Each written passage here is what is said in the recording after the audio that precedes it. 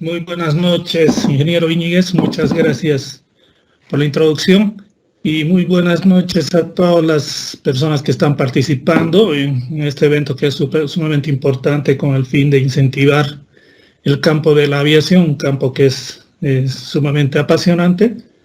Y ahora he escogido este tema de la comunicación, navegación, vigilancia para poder hacer conocer un poco lo que se está llevando a cabo.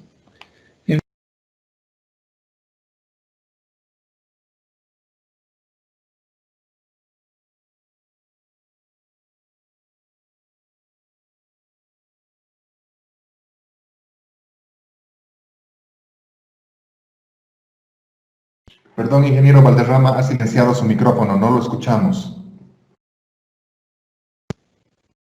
Ahora sí, creo, perdón. Ahora sí, lo escuchamos. Ya, perfecto. Les decía que el objetivo de esta presentación es un poco el de describir los elementos que forman parte del sistema CNS, mundialmente conocido como CNS, Comunicación, Navegación, Vigilancia, y mostrar la importancia del elemento tecnológico desde el punto de vista electrónico, ya en estos pilares fundamentales de la navegación.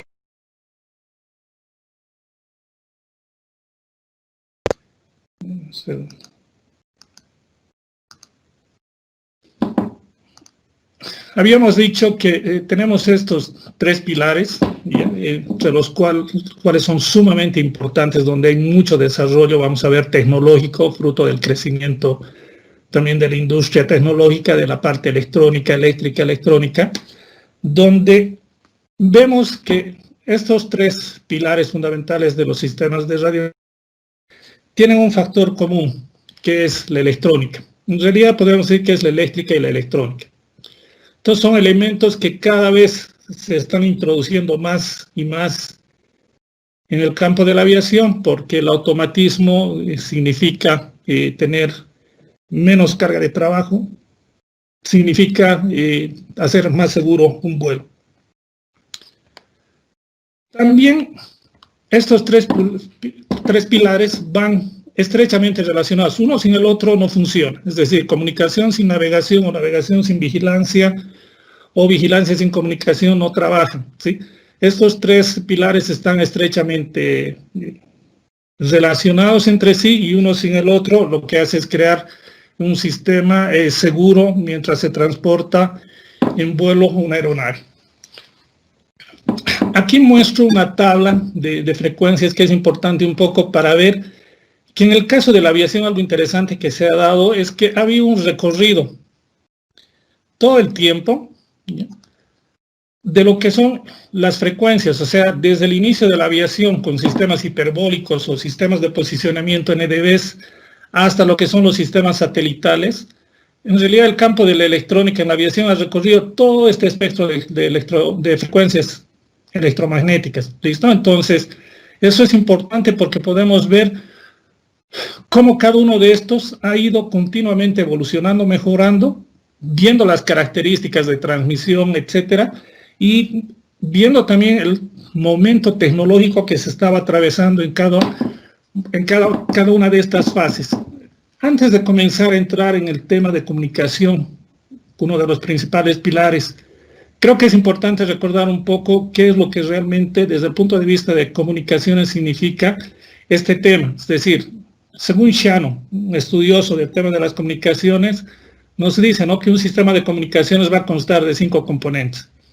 Va a haber una fuente de información, eso significa un transmisor. Debe haber esa información que debe ser transmitida, ¿no es cierto?, que su función consiste en depositar la información proveniente de la fuente en un canal de comunicaciones. Debe existir un canal de comunicaciones a través del cual se va a hacer llegar la información del canal y la entrega a un receptor para finalmente tener el destinatario. Obviamente que en ese transcurso se van a presentar una serie de efectos que pueden reducir ese nivel de información, es decir, atenuaciones, interferencias, ruidos. Entonces, lo que se trata de hacer en el campo de la aviación es tratar de disminuir lo más posible, ¿sí?, estos efectos negativos que van a tener en los sistemas de comunicación. Ya ingresando en el pilar mismo que vendría a ser la comunicación, tenemos que diferenciar que en el avión vamos a tener dos tipos de comunicaciones, una que va a ser la interna y otra la externa. La interna, que implica tener una comunicación a través de dispositivos adecuados para tener comunicado piloto, los asistentes, pasajeros, pasajeros asistentes, piloto con personal externo de tierra o asistente con personal de tierra, ¿no es cierto? Van a tener que haber los canales adecuados de comunicación que se los llama interno. Por otra parte, también va a tener que haber los canales de comunicación externos y una vez que el avión esté en el aire, tener los canales de comunicación adecuados para reportarse con torre de control, para reportarse o tener comunicación con otras aeronaves o comunicarse con su estación durante el monitoreo que lo va a hacer el control de mantenimiento y control operacional. En lo que se llama comunicación interna, los sistemas más importantes que se van a tener, que van a funcionar permanentemente, tenemos lo que son los sistemas de Service Interphone, todo lo que viene a ser interphone de servicio o comunicación para trabajos de servicio que se van a dar en la aeronave, lo que es el Fly Interphone o el interfono de vuelo, la comunicación ya a bordo de la aeronave, con los diferentes actores, pasajeros, asistentes y la tripulación, que van a necesitar los canales adecuados para poder lograr tener ese tipo de comunicación que va a poder ser visual o audible a través de los parlantes que se van a tener en cada uno de los PSUs o las unidades de servicio de los pasajeros, pero también a través de indicaciones de color de luces, a través de luces que y campanillas que van a advertir sobre cierta necesidad de comunicación.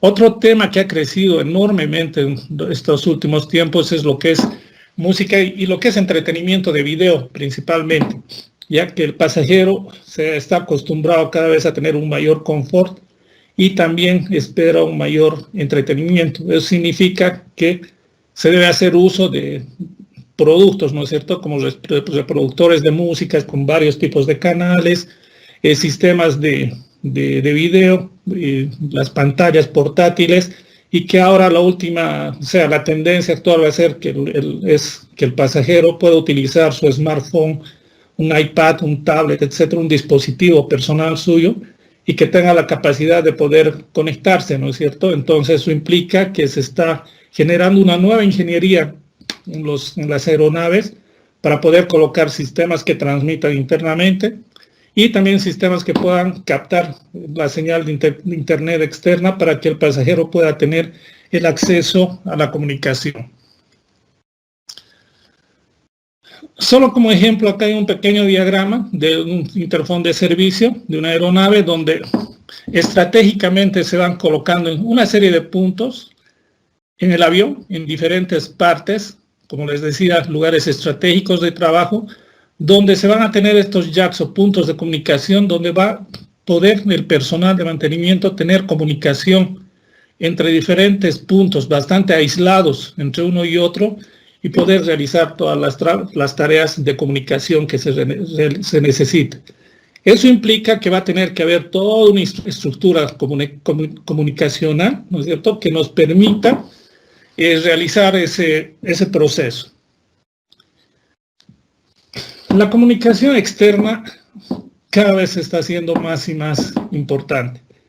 Y aquí podemos ver en esta imagen de un 787, podemos ver la gran cantidad de antenas de comunicación, de navegación y de vigilancia que han sido instalados. Es decir, estamos hablando de más de 20 y tantas antenas, cada una con un trabajo específico, ¿no es cierto? Y ahí uno puede darse cuenta qué tan importante significa estar conectado permanentemente con el exterior, ¿ya?, para los diversos procesos que se dan.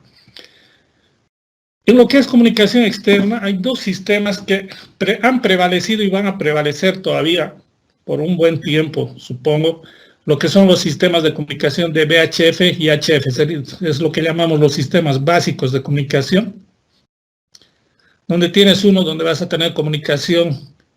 Mientras tengas línea de vista, vas a tener un canal de comunicación abierto, y HF o High Frequency, que nos permite comunicaciones a alcance 2.000, 3.000 kilómetros fácilmente. Vamos a aprovechar las características de la onda de transmisión en HF para poder agarrar capturar una señal a distancias muy largas. Y todo eso ha ido también implementándose paulatinamente con otros sistemas conforme la tecnología satelital ha ido también progresando, y se empezaron a colocar los sistemas de SATCOM o comunicación satelital. Aquí podemos ver, por ejemplo, una antena de SATCOM en esta aeronave de última tecnología, los 787, y a través de SATCOM obviamente tenemos la ventaja de poder transmitir voz y datos, y además al ser sistemas digitales sabemos que es una señal que podemos encriptar gran información de datos que puede ser transmitida en forma automática. Ese proceso de ir cada vez que se automatice lo más que se pueda los sistemas de transmisión de la información, hace que también se desarrollen sistemas como el ACARS, que es un sistema de comunicación y de reporte. Vamos a hablar un poquito de ello. Y lo último que ha sido implementado, lo que es el ADS-B, que es un sistema de vigilancia dependiente automático, que transmite la información permanentemente, ya con toda la información que es vital a tierra para poder tener un traqueo, un seguimiento permanente del vuelo. Eso va a hacer obviamente que el vuelo sea seguro, o se tenga información al instante de lo que está ocurriendo dentro de la aeronave. En el caso de la comunicación HF, VHF, les decía que son los sistemas tradicionales de comunicación, ¿cierto? Estos han sido muy desarrollados en las aeronaves para tratar de tener dispositivos lo más pequeños posible, lo menos voluminosos y también lo menos pesados posible. En los equipos de HF se ha logrado eso, normalmente por la estructura que tiene un sistema de HF, son bastante grandes y pesados. Se ha logrado en el campo de la aviación lograr tener componentes lo más reducidos posible en peso y en tamaño. Entonces la estructura se mantiene con una antena, procesadores que van a trabajar, en este caso transceivers, que nos van a transmitir y recibir la información, y vas a tener el punto de enlace, el puerto de enlace a través de los paneles de control de audio, donde a través de la selección que se dé de los sistemas vamos a poder tener la comunicación que se necesite en HF o en VHF, y ya los diferentes dispositivos que se tienen en la cabina de comando para poder recepcionar la información que se requiere durante todo el proceso de vuelo. Y decíamos comunicación porque es importante, porque al final todos los procesos que vamos a ver en comunicación, navegación y vigilancia son procesos de telecomunicaciones, ¿no es cierto?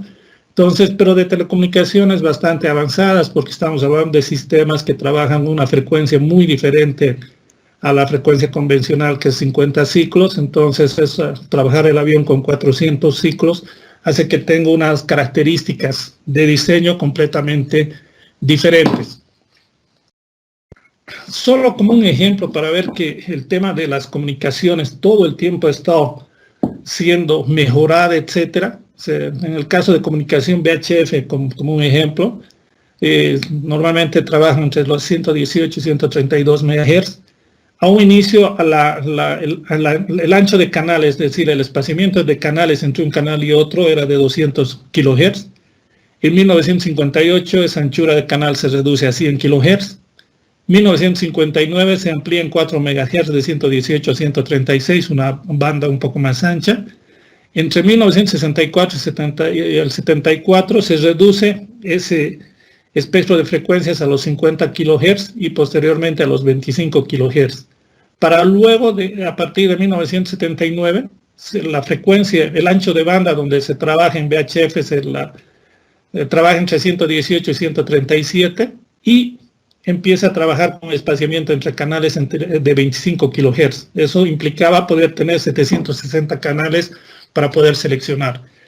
Finalmente, en 1990, en Europa comienza esto, lo que hasta ahora está implementado, que es el espaciamiento entre canales de 8.33. ¿Por qué? Cada vez hay mayor cantidad de aviones y se requiere de mayores canales de comunicación. Eso implica que en este momento fácilmente se puede alcanzar a los 2.280 canales.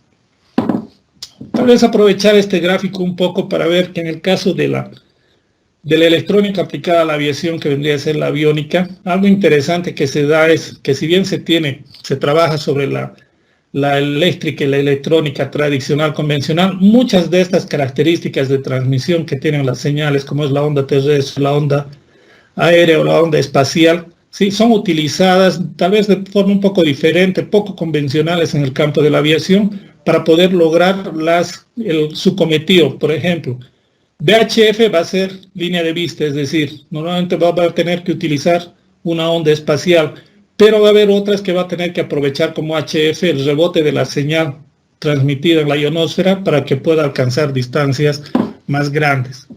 Entonces aquí podemos ver que continuamente se han empezado a hacer mejoras en los sistemas y también se ha ido reduciendo el espaciamiento de los canales, que eso hace que primero tengas sistemas mucho más confiables, ¿no es cierto?, dentro del canal que transmiten, y tienes mayor cantidad de canales para transmitir. Esto es lo que vendría a ser, le podríamos llamar la comunicación de HF-VHF convencional que se tenía hasta hace poco. O sea, se utilizaba solo voz y tenías los canales de VHF-HF y dabas toda esa información a los proveedores de ATS o lo que es el sistema de tráfico aéreo.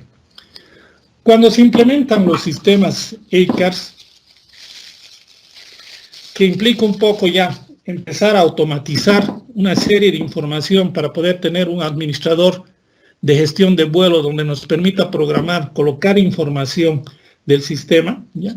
Entonces ahí ya se utilizan los canales de VHF o HF para empezar a tener información que es transmitida automáticamente por la aeronave, principalmente en el caso del ACARS, lo que es la performance de los motores, lo que es las condiciones climatológicas y la posición, que eso va transmitiendo directamente a las estaciones de tierra y que además te permite imprimir esa información en la misma aeronave, en la misma cabina de comando. Se tiene una pequeña impresora que nos permite imprimir todo ese reporte de información. Eso implica que esa información que es transmitida en vuelo ya puede ser evaluada en tierra para poder ver si el avión está llegando con algún problema, no sé, de mantenimiento, de algún tema de motor o de algún tema de performance que se está dando un despegue caliente, no sé, alguna característica, variaciones de vibración en algún fan del motor, etcétera, permite que se empiecen a tomar acciones antes de que el avión toque tierra, ¿no es cierto?, y permita tener al personal listo para poder trabajar. En el caso del ACARS, tenemos aquí la estructura, ya empieza a utilizar poco lo que es la información de satélites geoestacionarios para tener información de posición, pero es VHF y HF principalmente los que van a servir de canal de comunicación con lo que son los sistemas de control. ¿Qué es lo que pasa ahora con la comunicación futuro? O la comunicación futura. Es decir, se está armando una estructura, toda una red de telecomunicaciones aeronáuticas, donde ya no va a ser solamente VHF, sino va a ser un data link, VHF data link o HF data link. Vas a tener sistemas transpondedores de modo S, sistemas de ATC, que permitan transmitir permanentemente esa información a los aviones, ¿ya? Y ahí aparece, por ejemplo, solo como una muestra, lo que es el BDL, el VHF Data Link. Este opera entre 118 a 136.975 MHz. Te permite transmitir y recibir hasta 75 mensajes por segundo, tiene una capacidad muy grande, su alcance hasta las 200 millas náuticas. Esta aplicación del BDL, VHF-DL, el Data Link, es para la comunicación en doble sentido entre los controladores aéreos y pilotos mediante enlace de datos. Eso implica que vas a reducir la carga de trabajo de los pilotos y eso va a incrementar la seguridad. Entre los beneficios que se tiene del CPDLC, tenemos que se reduce la congestión del tráfico de información, reduce la falla de compresión, hay solo una vía adicional de comunicación adicional, hay una dinámica de intercambio de información, se reduce la carga de trabajo, lo que les decía, eso implica seguridad, incrementa la disponibilidad de las comunicaciones, es decir, se empiezan a trabajar ya con nuevos sistemas que le van a dar mayor información a tierra sin que medie de por medio una persona que esté trabajando sobre algún computador para enviarle la información. Actualmente se está trabajando con lo que es el sistema ADS-B. ADS-B significa Automatic Dependent Surveillance Broadcast. Automático porque no requiere intervención de la tripulación para su uso. Depende de la información brindada por los sistemas de navegación satelital GNSS. Aquí ya vemos que es importante la información de posicionamiento que van a dar los sistemas satelitales. Ese es un enlace ya diferente a los anteriores, ¿no es cierto? Nos habla ya de un sistema de comunicación futuro. Vigilancia, porque está diseñado principalmente con ese propósito de vigilar e identificar tráfico para los servicios de ATS. Y broadcast, la transmisión, los datos se radiodifunden a todas las estaciones con capacidad de recepción. Es decir, ya el enlace de un elemento sensor, en este caso para el avión, un elemento sensor que es la información de posición de un GPS, va a hacer que esa señal sea sumamente precisa, primero en términos de posición, y la misma posteriormente pueda ser automáticamente transmitida a tierra. Este sistema tiene tres componentes principales, que va a ser una infraestructura creada en tierra, que son las instalaciones de ATC, los radares de vigilancia cooperativa, las estaciones ADS-B que van a estar en tierra, los componentes en el aire y los procedimientos de operación. ¿Ya? Eso significa que los sistemas de los transponders también han sido mejorados. Los sistemas de comunicación agarran información de los multimode receiver o la señal que va a venir de los receptores, ¿ya? Y ahí una primera fase que se ha implementado es lo que se llama el ADS-B out, que significa que el avión tenga la capacidad de poder transmitir todo el tiempo ciertos parámetros, cierta información permanentemente a tierra, ¿ya? Independientemente del lugar donde se encuentre, ¿ya? Entonces, en el caso del ADS-B, este uso de esta tecnología es necesario para asegurar la optimización del espacio aéreo a través de la mejora de su capacidad de vigilancia, su confiabilidad y precisión. Y eso va a resultar en una reducción de las mínimas de separación y del costo en la provisión de servicios de vigilancia. Se quiere ser más eficiente, pero también gastando menos. Entonces, lo que les decía, algo que ya se ha hecho mandatorio para operaciones en Europa y en Estados Unidos es lo que se llama el ADS-B out. Es decir, que toda esa información automática, sí o sí las aeronaves que vuelan hacia Europa y a los Estados Unidos deben estar certificados con este sistema de transmisión. En una segunda fase se va a implementar lo que se llama el ADS-B in, que significa que no solamente va a recibir, sino que también no solamente va a transmitir, sino que también va a recibir información y también va a tener la comunicación entre las aeronaves. Eso un poco lo que se está dando en el campo de la comunicación, es decir, vemos que hay una convivencia entre lo que viene a ser lo convencional con lo que se viene ahora con lo futuro. ¿Qué es lo que está pasando en los temas de navegación? Si vemos los sistemas básicos de navegación, que los vamos a llamar sistemas de navegación convencionales, tenemos los NDBs, los Non-Directional Beacon, tenemos los VORs, que es un sistema de VHF omnidireccional, tenemos el equipo de medición de distancia que va a trabajar con el VOR, va a ser un elemento de complemento excelente para poder tener precisión durante los procesos de navegación, y finalmente el sistema instrumental ILS o MLS, que podría ser por microondas, o el sistema básico que es el ILS. Todos estos considerados como sistemas de navegación convencional. Pero estamos en una etapa de transición, les decía, donde ya se tiene lo que viene a ser la navegación satelital. Eso implica que ya, en realidad, el sistema del GPS desde 1995 están en los aviones instalados, pero con capacidades reducidas en su momento.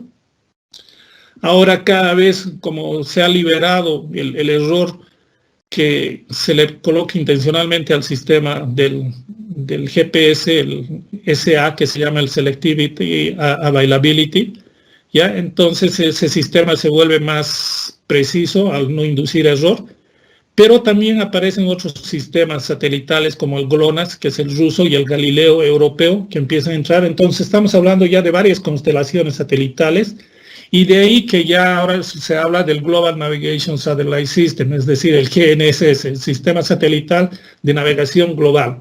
La idea que se tiene es que a futuro los sistemas de navegación básicamente van a tener que ser satelitales.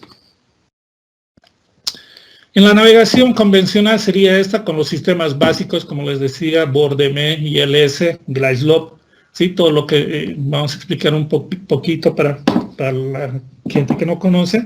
Sí, inicialmente, los inicios de la aviación, los sistemas empiezan a trabajar con los Non-Directional Beacon y el ADF, el buscador automático de dirección, que trabajaban en frecuencias reducidas, bajas, en 190 a 535 kHz, pero este sistema del ADF tenía una característica bien interesante. Obviamente estamos hablando, no sé, de 1950, 40, 50, muchos años atrás, donde la información que daba era de identificación de la estación, pero algo interesante que tenía este sistema es que incluía señales comerciales de radio.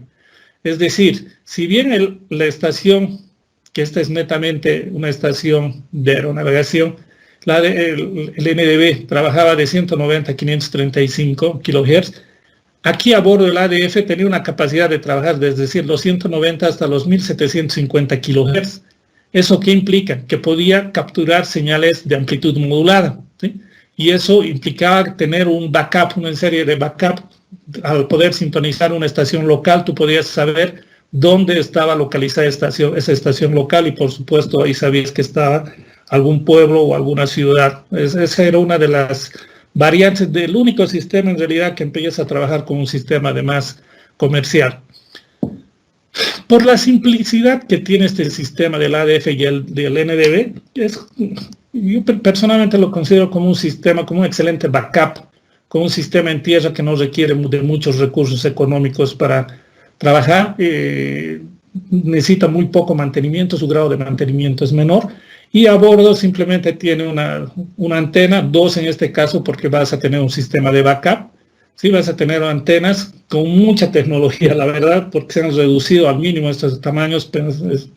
Si nos ponemos a pensar, inicialmente estas antenas la manejaba una persona, tenía que sentarse en un banco y empezar a mover una antena para poder buscar las señales de radio. Todo eso ahora se reduce a 15 centímetros por 10, no sé, tamaño sumamente reducido, y un pequeño receptor que empieza a recibir esa información y procesarla y poder indicar dónde se encuentra el avión con relación a la estación. Después aparecen sistemas más complejos, pero que también den mayor eficiencia a los procesos de navegación, como son los VOR o el VHF Omnidirectional Range. En el caso del ADF, el ADF transmitía a todo lado la señal, era una señal no direccional, de ahí viene su nombre de NDB. En este caso, se aprovecha las características de transmisión que se tiene, pero a través de ciertas variaciones, a través de las antenas, se logra transmitir omnidireccionalmente, es decir, en una sola dirección.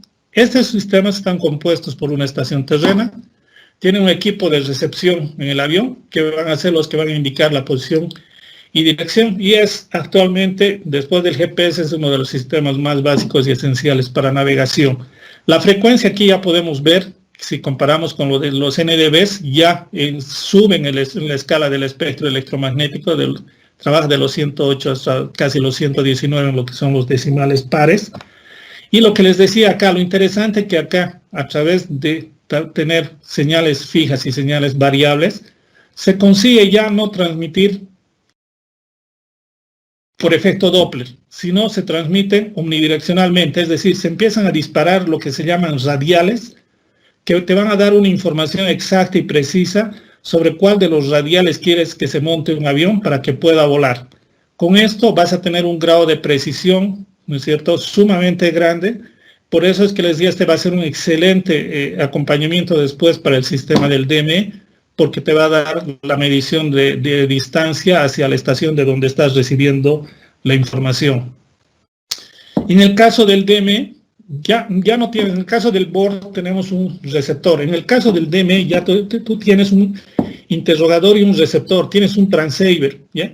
Tienes un sistema que interroga a tierra para saber a qué distancia se encuentra de la estación y recibe una información de recepción. Este sistema DME, para hacer ese trabajo de poder interrogar y poder recibir esa respuesta de interrogación, es decir, a qué distancia me encuentro para poder hacer los cálculos necesarios, trabaja ya en un rango mucho más grande de frecuencia y vemos el crecimiento tecnológico que se tiene, va de los 1025 a los 1150 MHz. Ahí podemos vernos, ¿no es cierto?, que van disminuyendo ciertas características en lo que es la transmisión de la longitud de onda y tú puedes crear mayor grado de precisión. En el caso del DME, las señales, como les decía, es enviada por el interrogador que está a bordo y la respondida va por el transponder de tierra.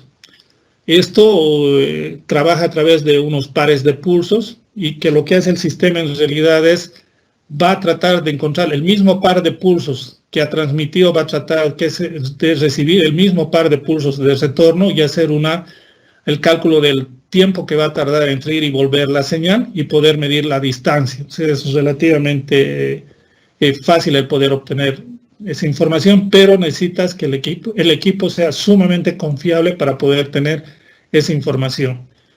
Entonces, al hacer el envío de pares de pulsos, otra cosa que hace es aumentar la protección de la señal contra las interferencias o ruidos, que eso es lo que hace cuando hay un canal de comunicación, nunca va a ser perfecto. Entonces lo que se trata es de disminuir lo menos posible estos valores para poder incrementar la potencia transmitida.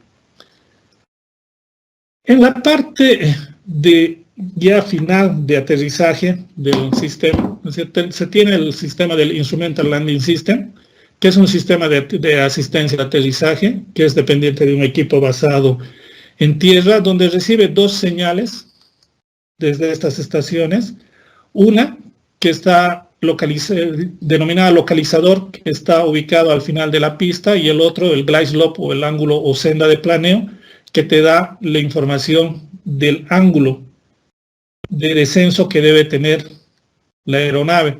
¿Esto qué implica? Que aquí, y otra vez esas son las cosas interesantes que se hacen en el campo de la aviación.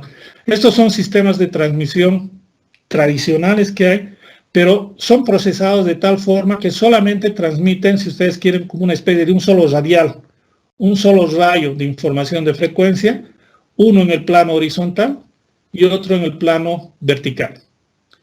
Obviamente que en el caso del localizador y de este sensor del transmisor de ángulo de planeo o de senda de planeo, tiene un ángulo establecido, normalmente promedio 3 grados, ¿ya? 3 grados de ángulo, que es el ángulo con el cual el avión, una vez que capture la señal, debe mantener ese ángulo, pero también va a poder determinar no irse muy a la izquierda o muy a la derecha, porque esta señal del localizador en el plano horizontal le está indicando dónde está la línea punteada de la pista de aterrizaje acá. ¿Listo? Entonces supone que si en esta intersección va a poder mantenerse el avión, significa que el avión va a aterrizar de forma segura, va a aterrizar con el ángulo correspondiente, ¿no es cierto?, los 3 grados aproximadamente, y las ruedas van a tocar justamente la línea punteada de la pista de aterrizaje. Obviamente este sistema ha trabajado con otro también que se llama el MLS, que sería el de microondas, que se ha utilizado en muy pocas estaciones en el mundo.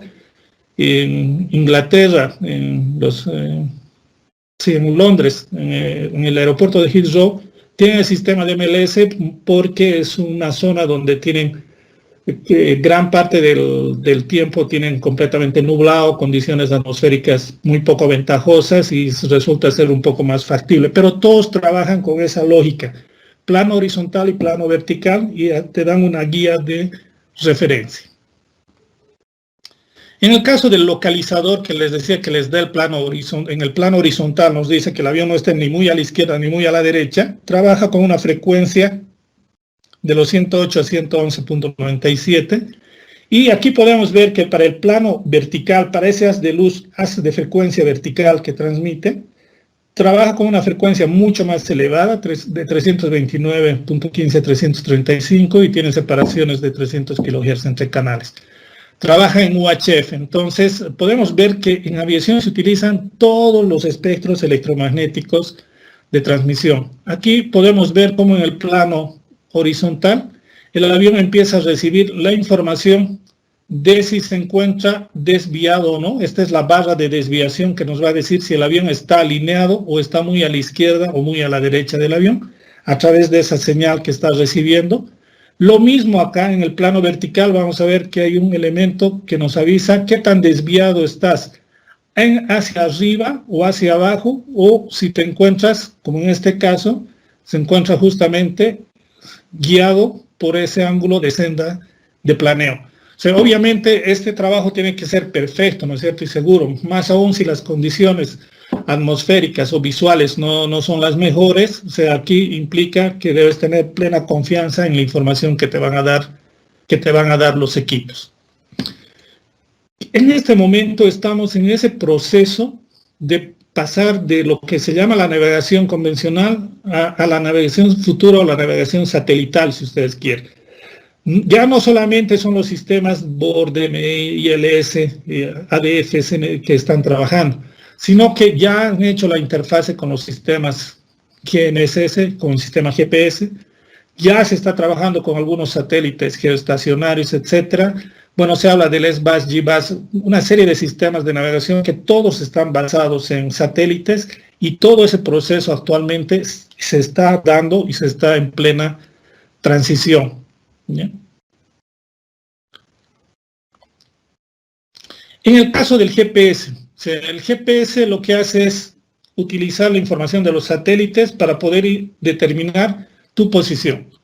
La lógica de cálculo que se da es triangulación de satélites para trabajar. Lo que hace es medir la distancia que tarda en viajar una señal de radio desde un satélite hasta donde se encuentra tu transmisor. Para eso se requiere de relojes sumamente precisos, relojes atómicos con una gran precisión de nanosegundos en cuanto a la información de tiempo. Conocida la distancia, se ubica el satélite en el espacio, y además lo que se hace es el cálculo de errores, porque esta señal no está siendo transmitida en el vacío, ¿no es cierto? Entonces vas a tener demoras de la señal debido a las características de la ionosfera, la atmósfera, la troposfera, con la humedad, etcétera, que te van a hacer provocar una serie de demoras en esa señal, los cuales deben ser calculados.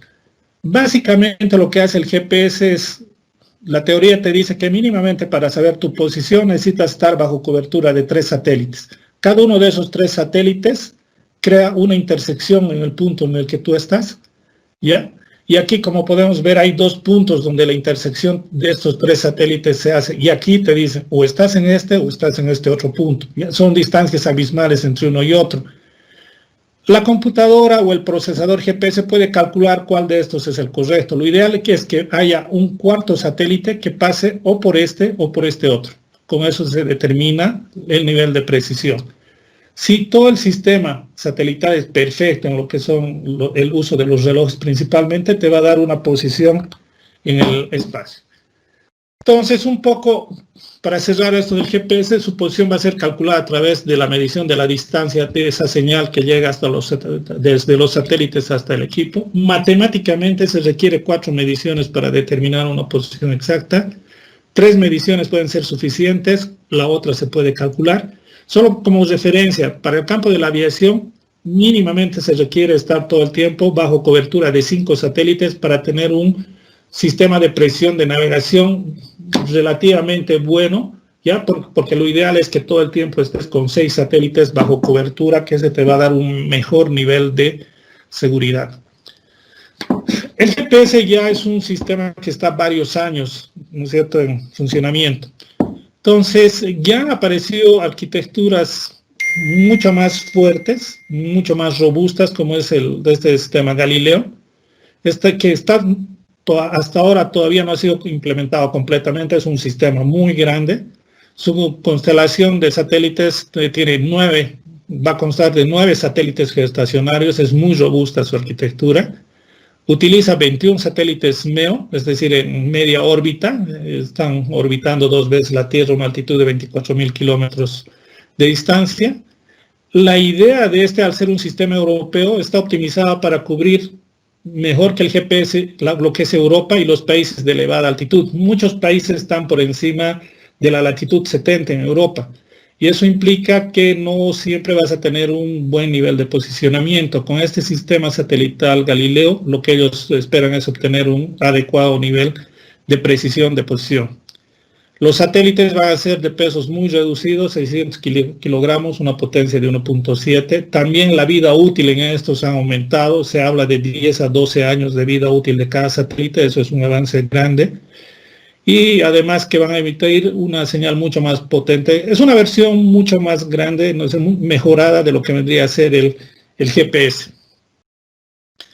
Va a tener cobertura global, va a tener una cobertura regional, porque les interesa lo que es la zona europea, para eso ha sido diseñado, y también va a tener cobertura local, es decir, local significa un aeropuerto, una zona urbana, local significa que ya no vas a necesitar el ILS para aterrizar, sino que con este sistema local, a través de una serie de dispositivos o pseudosatélites colocados en tierra, vas a tener un nivel de precisión de tu posición mucho más seguro.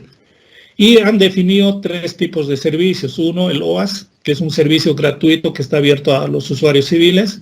El CAS-1, que es un servicio de pago con acceso controlado a aplicaciones comerciales.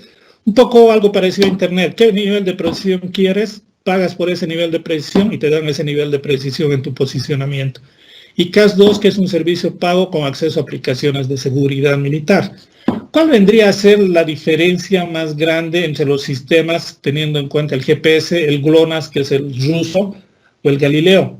Tanto el GPS como el GLONASS están bajo autoridad militar, es decir, son completamente militares, su actividad es 100% militar. Se usa también la parte civil, pero ese no ha sido el propósito. En cambio, el Galileo lo que ha sido diseñado específicamente para poder servir a los usuarios civiles. Una pequeña gran diferencia, porque la OASI lo primero que pide es que sea bajo autoridad civil, sean empresas civiles las que manejen, ¿no es cierto?, tengan un contrato de prestación de servicios con los usuarios, en este caso con las aerolíneas. Como este es lo nuevo, lo que se avecina, entonces están apareciendo más sistemas. El GPS americano sería el primero, el GLONASS, el ruso, el Galileo de la Unión Europea que ha aparecido. También hay el Beidou de China y el Navic de India, que son los implementados en este momento. No todos están todavía trabajando 100%, pero decididamente aquí ya nos da una idea de que lo que se va a hacer es trabajar con lo que son sistemas satelitales. ¿Qué implica eso? Que en el momento que tú tengas desconfianza de un sistema satelital con el que estés navegando, tú puedes cambiar el switch a otro sistema de navegación y ese va a ser tu backup. Es decir, los sistemas van a ser interoperables. Eso implica que tu backup va a ser satelital. Eso da lugar a una segunda parte que viene a ser el GNSS-2, el Global Navigation Satellite System 2, la versión donde todos los sistemas van a trabajar con lo que es el sistemas satelitales. Esto es lo que se viene con la estructura. Tienes GLONASS, GPS, Galileo, los otros que puedan venir, el chino o el hindú. Tienes los sistemas de satélites, SBAS, GBAS, EIBAS, listo, es todo lo que estamos hablando, sistemas de aumentación, que no es en el mejor español, pero ha sido traducido. Sistemas que te agrandan los sistemas de navegación en tierra, en aire, en los satélites. Ya es toda una estructura satelital que va a empezar a trabajar, y además de telefonía móvil satelital, ya que empiezan a trabajar con los sistemas del avión. Finalmente, ¿qué pasa con el tercer pilar, que es la vigilancia? La vigilancia actual o la básica, la convencional podríamos hablar, utiliza sistemas de los radares primarios y secundarios y la información que se pueda dar a través de voz, a través de HF y VHF. Un poco en los sistemas de vigilancia tendríamos lo que son desde el punto de vista del avión, ¿ya? TICAS, que es un sistema de alerta para evitar colisión con otras aeronaves, el sistema de proximidad de alarma a tierra mejorado, el EGPWS, y el radar meteorológico serían los sistemas básicos. Este gráfico que tenemos acá saqué hace 2 días a mediodía de Flight Radar 24, ya esta es la parte de los Estados Unidos, el sur, Y es interesante, si ven esta cantidad, la cantidad de aviones, a pesar de que se habla que casi un 80% de la flota está parada y son más vuelos de carga que están moviéndose en el mundo, pueden ver la gran cantidad de aeronaves que hay y por qué va a ser necesaria la vigilancia, ¿no es cierto? Aquí tenemos la parte de Europa, ¿sí? Francia, la parte de España.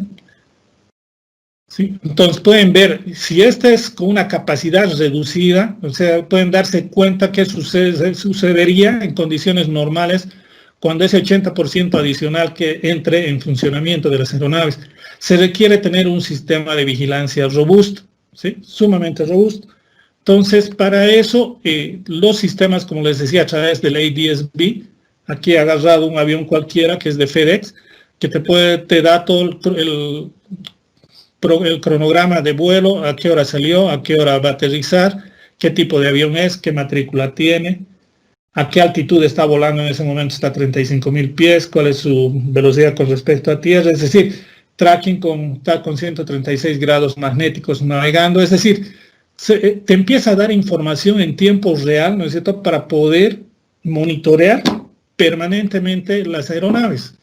Y obviamente, como tienes un espacio aéreo bastante,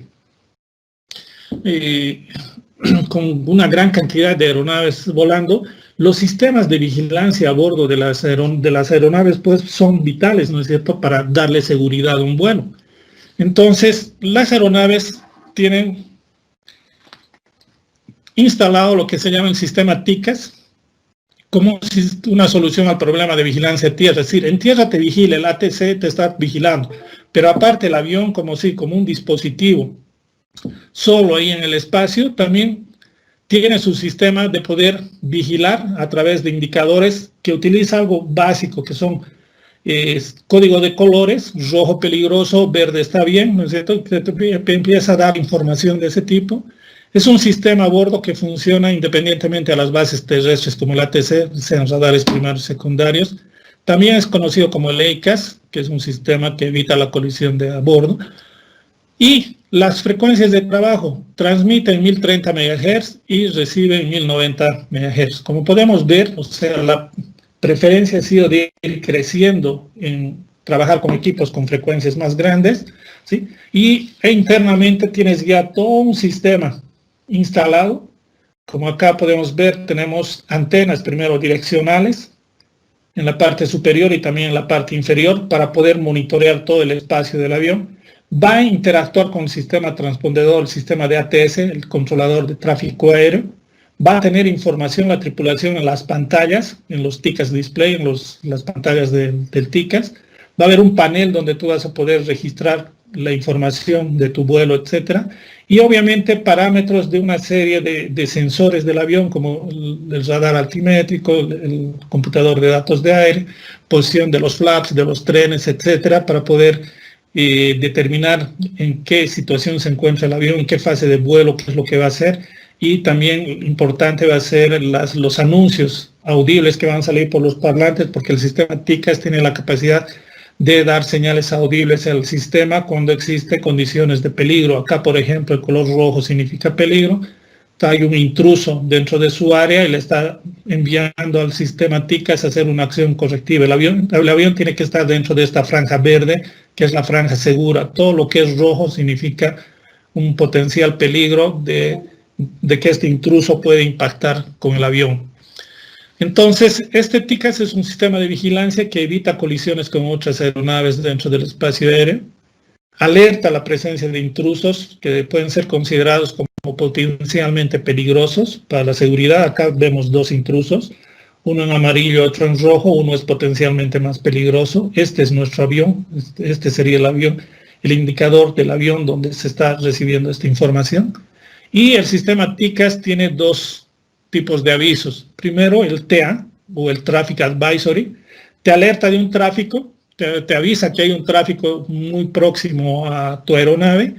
Y la segunda alerta que tiene definida este sistema es el RA, o el Resolution Advisory, donde los computadores acá toman la decisión entre ellos qué va a hacer cada avión para poder evitar el riesgo de colisión que va a haber. Entonces, a través de esa alarma audible y la coordinación aire-aire, van a poder resolver los conflictos. El entrenamiento de la tripulación indica que debe hacerse caso a la información que salga del computador respecto a la resolución que han tomado, ¿sí? ¿Qué es lo que debe hacer el avión para evitar el conflicto? Eso con relación al tickets. Otro tema importante para la vigilancia es lo que se llama el EGPWS o el Sistema de Alerta de Proximidad a Tierra, que ha sido diseñado para alertar a los pilotos cuando un avión está en peligro de chocar con el suelo. Aquí netamente lo que hace el sistema es ver tierra y ver si el avión al aproximarse a tierra, esa aproximación puede ser peligrosa o no. Sabemos que el avión cada vez que aterrice tiene que aproximarse a tierra. Aquí el tema es que el sistema del EGPWS va a verificar si esa condición de aproximación está dentro de los rangos permisibles. Entonces, este sistema del EGPWS recoge datos de muchos sensores, la verdad que son muchos, estamos hablando casi un centenar de sensores y sistemas del avión, compara esos datos, además tiene una base de datos mundial, esta base de datos es cada 30 días, es actualizada, son bases de datos del terreno, ya porque sobre ese terreno es que el avión, el EGPWS va a hacer cálculos para ver si es peligrosa o no la posición que pueda tener el avión con respecto al terreno. Y también la interfase de comunicación que va a tener con el sistema va a ser audible y va a ser visual. Es decir, vas a tener luces que se van a encender del Ground Proximity Warning System, pero también vas a tener información audible que te va a indicar cuál es la condición del avión. Algo interesante en el caso del EGPWS o GPWS es que una de las señales básicas, la primordial para su trabajo, es del radioaltímetro.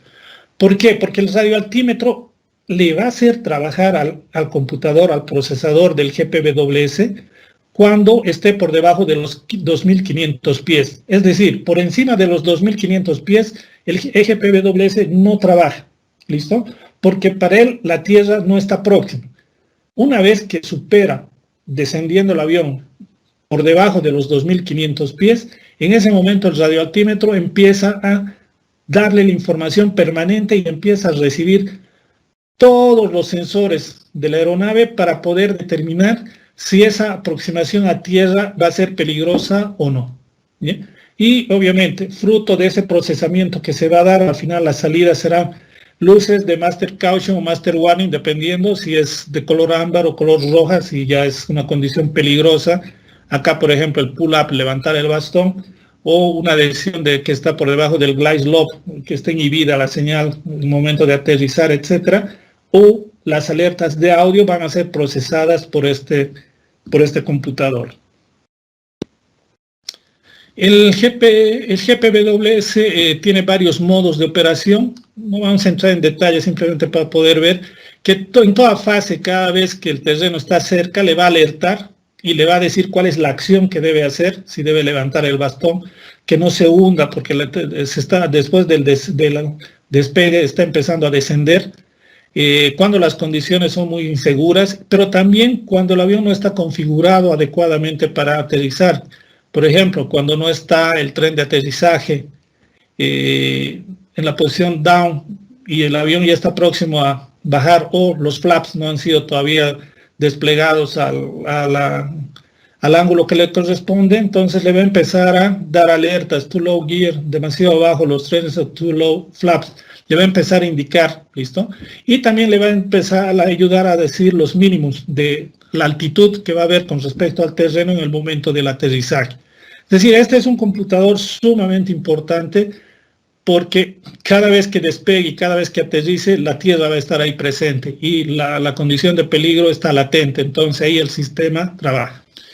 Finalmente, un último sistema que te ayuda a vigilar desde el punto de vista del avión es el radar, ¿no es cierto? Que es la detección y medición de distancias por radar. Este radar es usado para localizar precipitaciones, calcula sus trayectorias, estima los tipos, lluvia, granizo, nieve, etc. Necesita humedad para que las señales de radio que son disparadas acá en el orden de los gigahertz choquen alguna partícula de humedad y reboten y puedan ser detectadas en la pantalla. Entonces, obviamente, si ese es su trabajo, ¿no es cierto? La antena va a estar colocada en la parte delantera del avión, ¿sí? Y va a estar cubierta con un radomo, un elemento no metálico que va a estar cubierto aquí para que pueda salir la señal de frecuencia. Entonces en la pantalla se va a tener visualizaciones como esta, donde igual otra vez trabaja con un juego de color, código de colores, negro puede ser terreno, no hay nada, verde tienes precipitaciones ligeras, amarillo mucho más intensas y rojo mucho más grandes y el magenta que lo que es turbulencia. Entonces ya la tecnología acá te permite a través de sensores de ganancia, etcétera, poder tener una mejor ganancia de todo el sistema y poder tener el perfil del área donde se están dando condiciones atmosféricas que pueden ser peligrosas y que están latentes para una aeronave. Que en el caso de los radares meteorológicos trabajan en la banda K, miren, 26.5 a 40 GHz, o sea, frecuencias cada vez más elevadas, y es un poco lo que la tecnología nos ha llevado. Lo mismo pasa con el GPS, ¿no es cierto? El GPS trabaja en bandas L1, L2, igual en el orden de los gigahertz. Por eso es que decía que en el campo de la aviación se ha recorrido absolutamente todo el espectro electromagnético, desde las frecuencias muy bajas, very low frequency, hasta llegar a la banda L1, L2, K, KU, etcétera. ¿Sí? Se ha recorrido absolutamente por todas, y aquí vemos, en el caso del radar meteorológico es interesante, puede tener un alcance hasta de 240 millas náuticas, donde ese pulso que va transmitido va a rebotar en una gota de agua y retornar y tener el perfil que nos mostraba. Y en el plano vertical, además, esa antena tiene 15 grados de tilt, que vendría a ser el cabeceo, poder subir hacia arriba o hacia abajo, para poder escanear la zona, para ver cómo se va a afrontar con esa nube, si se va a pasar por el medio de ella, o se va a desviar, o se va a pasar por arriba o por abajo. El cálculo de la distancia es simple, lo que se hace es una milla radar, es 12.36 microsegundos de tiempo. Ya este es el tiempo que le lleva una onda electromagnética en ir y volver. Eso lo considera una milla náutica, y en base a ese cálculo simple van a tener la información. Obviamente la tecnología y que se tiene internamente es muy, muy grande de los sistemas, y ya se está hablando de un sistema de radar mejorado que no solamente capture la información de esta nube, de esta información de humedad que tienes acá, sino sea capaz una parte procesar y otra parte de la señal ir detrás de una segunda área de humedad que pueda haber detrás de ella. Es decir, se está trabajando en todos los sistemas de vigilancia, se está trabajando con los sistemas de mejoras. Todo eso al final va a ir encapsulado con lo que viene a ser la red de tráfico de telecomunicaciones aeronáuticas, es decir, un entorno enorme, y ahí ya se habla de algo más grande, lo que es ATM, la Administración de Tráfico Aéreo, que va a gestionar absolutamente todo, la navegación, la comunicación, la vigilancia, y desde acá, desde tierra, se va a dar una gestión de tráfico aéreo integral. Eso es lo que la OASI ha definido como el FANS, Future Air Navigation System. Es el sistema de navegación futuro que se está dando, que está en pleno proceso de implementación, ¿no es cierto? Una forma mucho más segura de poder navegar, ¿no? Entonces ahí están las comunicaciones Data Link, las navegaciones GNSS con los sistemas que hemos visto, GLONASS, GPS, Galileo, y el hindú y el chino también, que se van a acoplar con los sistemas de aumentación, lo que son los sistemas de vigilancia con los sistemas ADS-B Out y ADS-B In, que está, la red de telecomunicaciones aeronáuticas y la administración del tráfico aéreo, que va a ser llevado desde tierra. Bueno, agradecerles por la atención, no sé si hay alguna consulta, con eso termino la presentación. Muchísimas gracias, ingeniero, por la brillante presentación y por el apasionante tema que nos ha expuesto el día de hoy. Tenemos una consulta, bueno, en realidad son dos. Dice, Joaquín, en Bolivia todavía se usa el BOR, y cronológicamente Bolivia, ¿cuándo entra la navegación futura? Sí, bueno, el BOR todavía se utiliza porque, como les decía, en este momento estamos en plena transición, lo que es la navegación convencional y la navegación satelital, ¿correcto? Todas las aeronaves actualmente ya tienen instalado el sistema del GPS que están en se llaman los Multimode Receiver, los MMR, y a los computadores de posición que van trabajando con el GPS, que van trabajando con el TICAS, es decir, ya están implementados. O sea, conforme se vayan implementando ADS-B out en todas las aeronaves, porque eso por el momento, como les decía, es solo obligatorio para Europa y Estados Unidos, estamos en pleno proceso. La implementación se va a dar en los siguientes años, se va a concluir en realidad todo este proceso. Muchísimas gracias, ingeniero Valderrama. No tenemos más consultas. Lo único que nos queda es agradecerle por su participación en estas terceras jornadas técnicas virtuales de ingeniería eléctrica, electrónica y de mantenimiento.